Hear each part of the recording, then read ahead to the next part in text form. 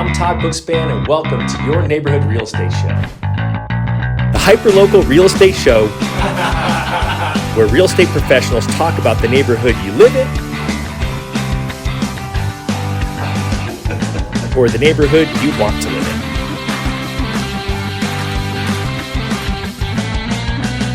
This episode is brought to you by homebuyeruniversity.net, your free comprehensive guide to buying or refinancing your home. Click over to homebuyeruniversity.net to get started online today. Hey everyone, I'm Todd Bookspan and welcome to this episode of Your Neighborhood Real Estate Show. I am so excited to introduce you to my good friend Andrew Monaghan, and we're going to talk about Fletcher Heights. Good afternoon. Welcome. Thank you. All right, so I have to tell everyone, when I did my radio show, you were my first guest ever. And here you are again. You actually were willing to come back. It was awesome. Glad to be here.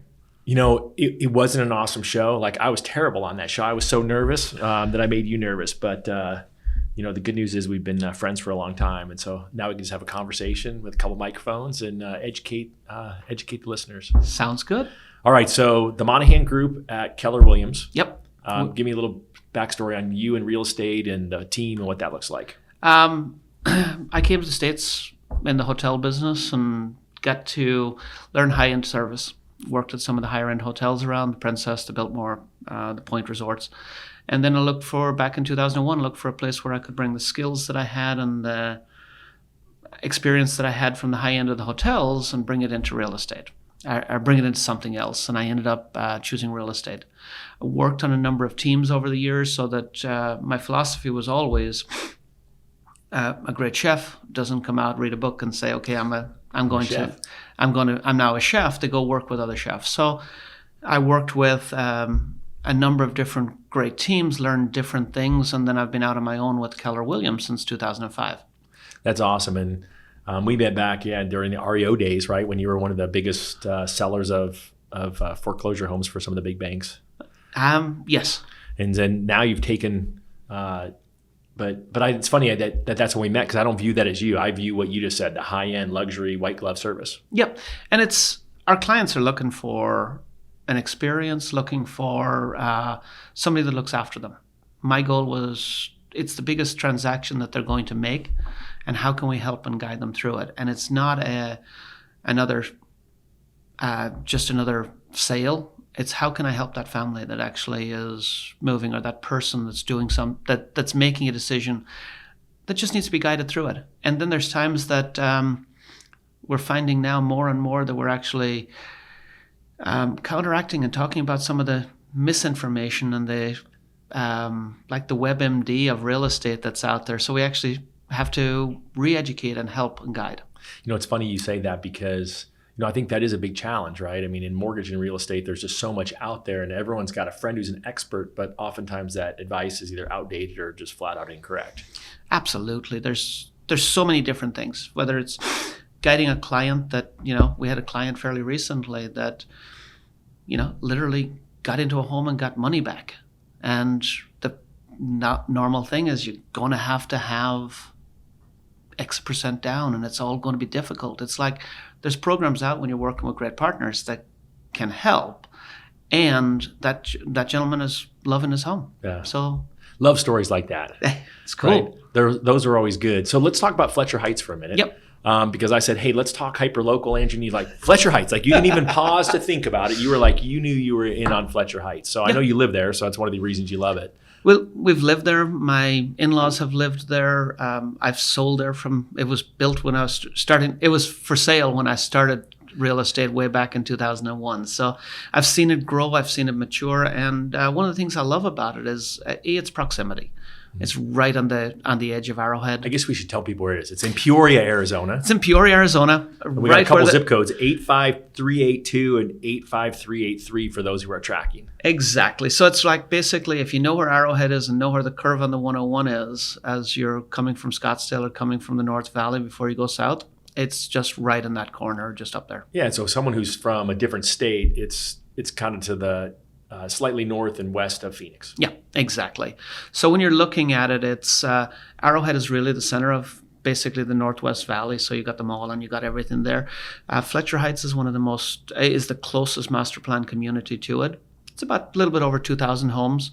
And one of the great things is when it was built with parks and walking Because that's trails kind of what and all master that. plan means, right? Because Exactly. I'm like, what the heck does that mean? What's a master plan? Well, it's truly when a developer goes in and instead of just saying, I'm going to build X number of homes, cool.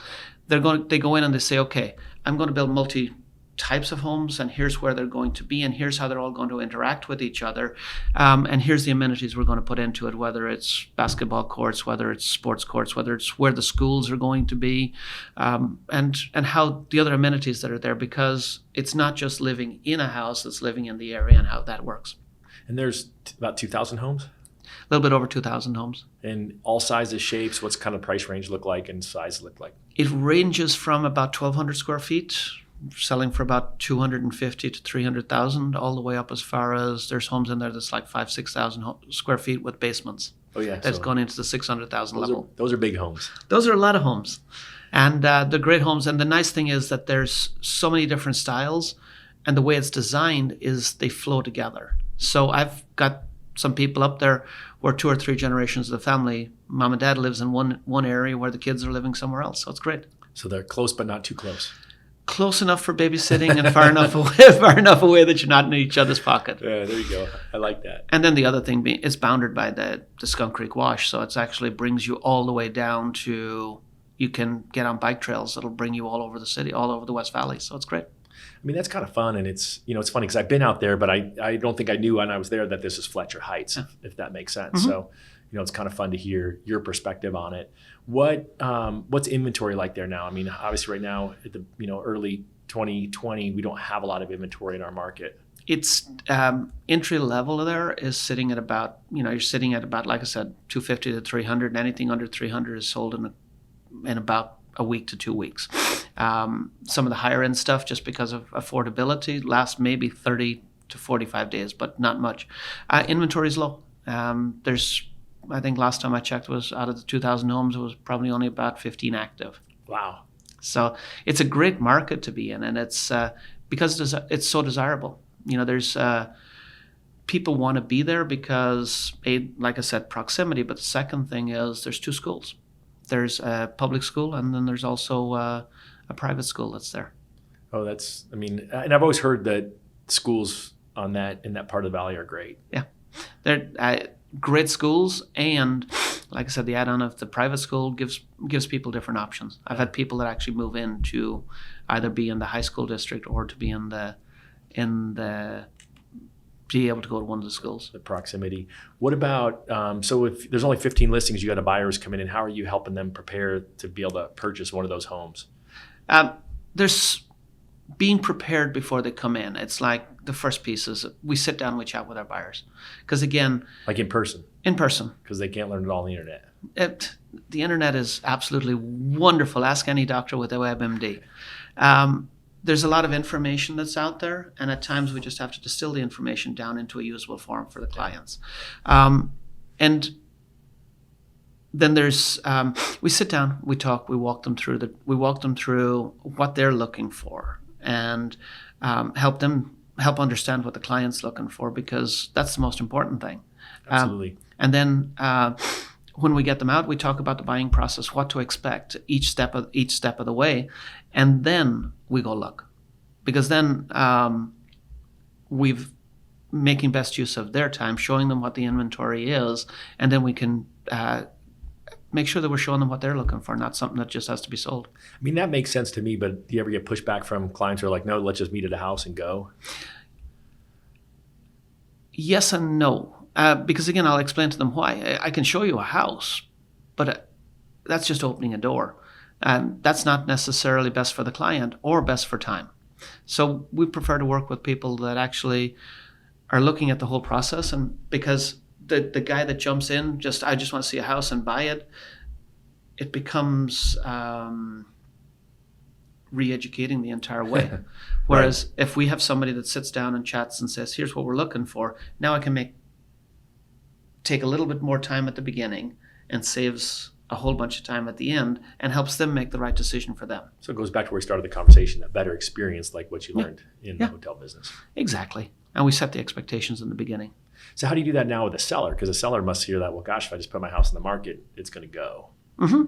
We come in with a full, there's so many different options that's out there in the market right now. If you look at I'll buy your house for this, or punch in your address and we'll see whatever. One of the things that we will do is help, again, explain through all that process. We've got 6 major iBuyers or internet or institutional buyers that's buying in the valley. We'll go out and instead of just getting one, we'll get in offers from all 6. All right, so let me just interrupt you there for one sec. So for someone who doesn't understand that, so those are the people who are coming in saying, we'll pay cash for your home.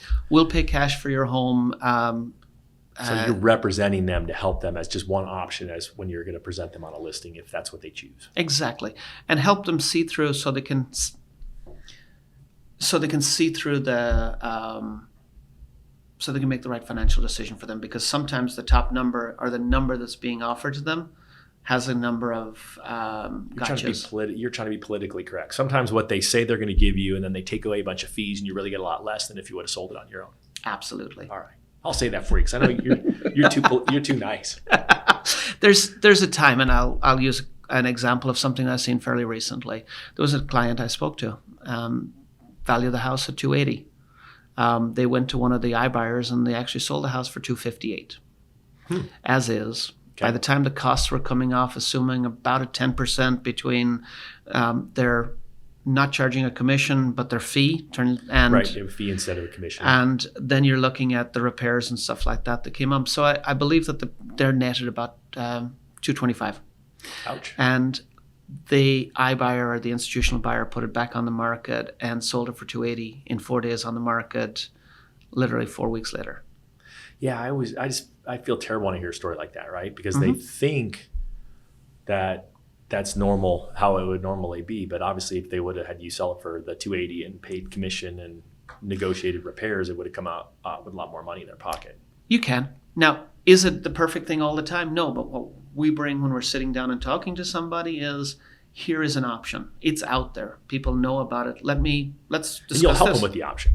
Absolutely. So why wouldn't you have a representative to help you with that versus just try to go do it yourself? Exactly. And it's like you're walking into one person, we'll bring 6+ to you, and we'll talk about if we go to market and if we make this adjustment to your house, if we repair or do something, here's what you're going to return from it. So talk about that. So you'll go to someone and say, hey, I think I can get you a little bit more if we do these couple of things. Like, do you have any examples of that you've done recently? Yeah, there's one of the houses in Fletcher Heights was talking with the gentleman. He was moving out of state. We went through, we met him, we helped him stage the house, went through, gave a guidance and brought a stager in to help him. To make the furniture look nicer and all that, right? To depersonalize a little bit, take some of the memories out, which is take some of the emotion out of the home from him. Because again, our goal is always to have it so that when the buyer walks through the home, they can start feeling that it's their home. So when we're representing a seller, it's tough for a seller. I've been here forever. Here's my whatever, that it's beautiful. Well, it's not beautiful to the... It's beautiful to you. It's beautiful to you. It was like, we went through and we talked and we removed items from the home. We repositioned items within the home. So it looked better. We painted a couple of walls. Instead of having to paint the entire house, paint a couple of walls, done a couple of small repairs. We actually removed a pool fence, which was there to be put back because it absolutely made the patio seem extremely small. So when it came back in, it looked bigger. And then when we do all of that, the next thing we do is we come through a professional photographer to make the house look better, because in today's day and age, people pull out their little cell phone and take pictures of a house and you're like, that looks terrible. If you know what, I've got the cameras, I've got all the stuff, I don't have the eye for it. And so instead of trying to say, yes, we're going to do that, no, let's get a professional in to make it look the absolute best so it pops. Because you've got about a half a second, if that, as somebody's swiping through on their favorite app of choice. Yeah, that's a good point. I mean, I think that's just a great service, because I think in the end, that's what scares most people is they don't know how to get it done. And I think that's where your experience obviously comes in to help them with what the vision for the home could be to get top dollar. Yeah, exactly. So the goal, and again, just in a way to the top dollar, but talk to the client to find out what's the most important to them. Mm-hmm. Sometimes it's not top dollar. Sometimes it's a close date. Sometimes it's, they have to be somewhere at a specific time. So cool, let's price it to get that. So now we can maximize it. The next piece can be is like, well, we can do certain repairs to the house, or we can reduce the price a little bit to make it much more desirable on the market, where they're actually going to end up with more net money in their pocket. Because everybody can talk about the top line. Yeah. Hey, I sold my house. Top line's important, but it's not the most important. The top line is in the end of the day, the top line doesn't matter that much, because my goal is to always help the client put as much on the bottom line and peace of mind for them by the time that they're closing. So that's the just helping them get to that. Yeah, and I know we talked about Fletcher Heights. So you guys service all over the valley, other places you like to sell? Primarily the West Valley. Mm-hmm. I'll take the 101 corridor. So basically you go Litchfield Park, Goodyear, into Surprise, and then back into Peoria and Glendale. I think it's a vibrant area. There's so much to do. It's got easy access to you've got Lake Pleasant right up there for outdoor living. You've got hiking. You've got, if you want to go Prescott, if you want to go Flag, anywhere like that, it's a great area. It's right there. Yep. And you got professional sports, Cardinals and Coyotes over there. Yes. Yeah. What do you think about that? I just went to a hockey game fairly recently. It was the first one in a number of years, and it was fun. Yeah. I was looking for the blue lines that moved with the puck and seeing the blue line on the puck, but I missed that one. Yeah, I was going to say, TV spoiled us all. There's so much, not even just with the Cardinals and the Coyotes. You got NASCAR that's out there twice a year. You've got the Fiesta Bowl is out there. And so there's so many different things that's going on out there. I know you were involved with the Fiesta Bowl for a long time. These days, I know you're involved in a couple of organizations. Yep. One of the main organizations I spend time with it's called the West Valley Mavericks. At times within the city, the philosophy is that it's east side, let's go to Scottsdale. That's where all of the stuff is. And there's so much amazing things that's going on in the West Valley. So a number of years ago, we started an organization called the West Valley Mavericks. And the goal of it is have a number of events a year where we can actually go back out and help smaller charities within the community. So we've got 5 major events every year that in the last 5 years has generated over $1 million for West Valley charities. That's awesome. I went to one that was like a food thing where we went around and tasted as much food. That was a blast. That's the rodeo. It's at Goodyear Ballpark, usually in September, and we've got last September we had about 15,000 people there. Yeah, it was crazy. It was good though. 50 food trucks, lots of live. Oh, it's an awesome day out. It's a free event for the West Valley. We've got some other VIP tents and different things like that, but it's a free event for the West Valley. Free is good. What about for kids? We've got the kid within the. We also have our Kids for Kids Foundation, and which I think is super cool. It's designed for the kids to help the leaders become better. It's so that it's the stuff that should be in a way taught at schools. It's like have a mission, vision, values for your life, where you can actually know what direction you're going to go and help the kids between the mid-teens all the way into the low 20s, so they can help guide them in a direction, because that's our future. That's the next generation down the line. So we've got our Kids for Kids Foundation helps with that, and my wife teaches and coaches. Mandy's awesome. I'm biased, but Mandy is absolutely awesome, and her passion for teaching and her passion for coaching the next generation is what brings around our Kids for Kids Foundation. All right, so Kids for Kids Foundation that's kids with a 4 in the middle, right? Yeah. The number 4, Kids for Kids. Kids Foundation. Kids for, so they can find it online under Kids for Kids Foundation. Yeah. We got the Monaghan group, so it's the Monaghan group. We'll put all this stuff in the show notes down below so people will have it. Exactly. And then West Valley Mavericks, it's wvmavericks.org. Awesome. And again, like I said, our goal is the West Valley is so amazing. Yeah. There's so much things to do. There's, we got Luke Days coming up in April. So at the Air Force Base? Out of the Air Force Base. All the different... You'll be flying planes? I'll be out there. All right. Watching the planes. I'll be watching the planes. It's a fun time. What What else about the West Valley drew you guys to it when you came here? It's a standard of living. It's pricing of homes is much more affordable in the West Valley. I was talking with a client today, and they said, "Well, I'm looking down in North Phoenix or East Phoenix a little bit, and it's like 330 gets me a 1960s level home that's 1,500 to 2,000 square feet." The stuff you've been talking to me about the Fletcher area and the Northwest Valley, it's like I can get so much more home that's newer and the environment for much less money. So that's one of the things that drew it. It's definitely affordable. The schools, that's awesome. Just like we talked about, the sports, so much different things to do. Golf is fantastic if you play, but I'll have to make some time to golf. I don't play so well, but my son is on the college and the high school varsity team. So now I'm coming out, and he'll tee off, and I'm 100 yards behind him. I tee off and it rolls down, so that's okay. You're better than me.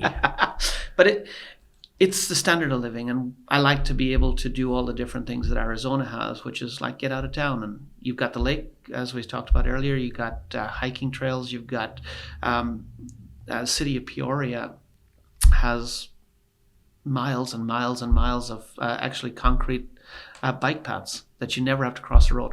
So there's tunnels underneath all the major roads, but you can get on Happy Valley Road, get on a trail, and it'll bring you all the way to Bethany Home. Wow. So. All right, well, that'll be our next thing. Next podcast, we meet Andrew riding our bikes from... I'm on. All right. The weather's perfect. Deal. All right. Well, that's another episode of Your Neighborhood Real Estate Show. We were talking about Fletcher Heights. That's Andrew Monaghan with the Monaghan Group. Thank you so much, Andrew, for being here. We'll see you on the next episode. Thank you. This episode is brought to you by HomebuyerUniversity.net, your free comprehensive guide to buying or refinancing your home. Click over to HomebuyerUniversity.net to get started online today.